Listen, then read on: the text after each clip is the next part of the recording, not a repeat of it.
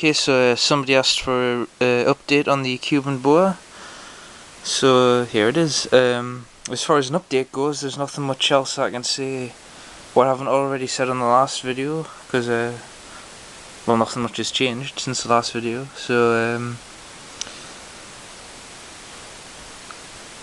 I'll try and get off from my hand. I'm holding the camera in one hand, so this is going to be a bit difficult. See if I can use my foot.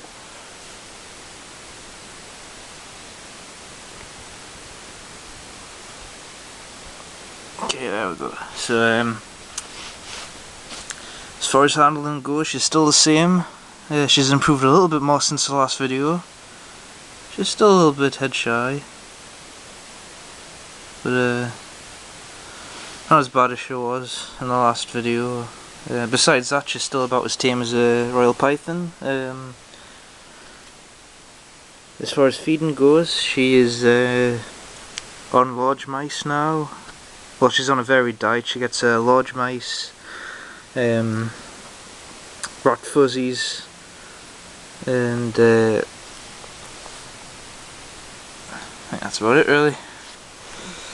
So large mice and rat fuzzies, and when she gets a bit bigger she'll be eating other things like chicks, rabbit fuzzies. And then when she gets to a fully grown size, she'll be on small rabbits and stuff like that.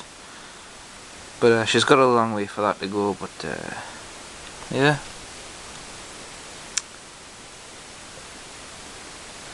She's still around 3.5 to 4 foot. I haven't measured her properly yet, but I have definitely had a sex now. She got probed last week and she is definitely a female. She's obviously still called Alice since she's been proved a female. So to be honest, there's nothing really much else I can say on her. Everything else is pretty much the same as what was said on the last video. She's slightly more tamed down since then though, but she still doesn't like being handled on the head, which I'm not really that fussed about. She's about as tame as a royal python, like I've already said, and that's pretty much where I want her, as well as all of the other snakes I own, as long as I can handle them and safely check them, give them health checks and whatnot without being bit, because obviously that's going to harm the snake more than it harms me. If she loses teeth, if she bites us, that's potentially going to kill her. I had a friend that had a common boa which bit him in the arm and it lost a lot of teeth, and that died about 6 to 9 months after it bit him because it couldn't feed itself. So I know that if a snake bites you and it loses teeth, it is a big deal for the snake. It is more of a big deal for them than it is you, so I always like to get them used to being handled before I do health checks and stuff. That way there's obviously less of a likelihood of them biting me. So yeah, that's my view on being bitten by snakes and why I don't like being bitten by them. Simply because it's more stressful for them than it is me, and it's going to hurt them more. So I want to put the least amount of stress on all of my animals as possible. So yeah, that's basically that. That's my 2 cents on handling them goes. But besides that and the update on this particular snake goes, there is nothing much else I can say. So yeah, I'll put her back in a tank and I'll end the video. So goodbye for now, and more videos on her as well as the other snakes to come soon.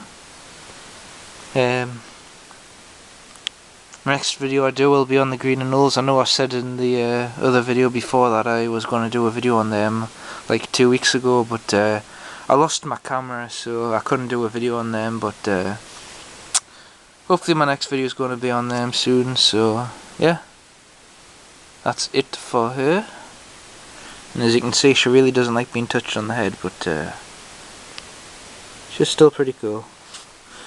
So yeah, I'll end the video now before she gets too pissed off, and so goodbye for now, and see you in the next video. Do you want to say goodbye? Say goodbye to YouTube. No? Oh yeah, I forgot snakes don't talk. I'm still trying to train them to talk, but they can't. And I'm still trying to teach them to eat lettuce instead of meat, but sorry Peter and other tree huggers, but unfortunately no matter how hard I try, I can't get them to eat lettuce. They just won't do it. So yeah. So anyway, that's it from me and Alice. Goodbye for now, and see you in the next video.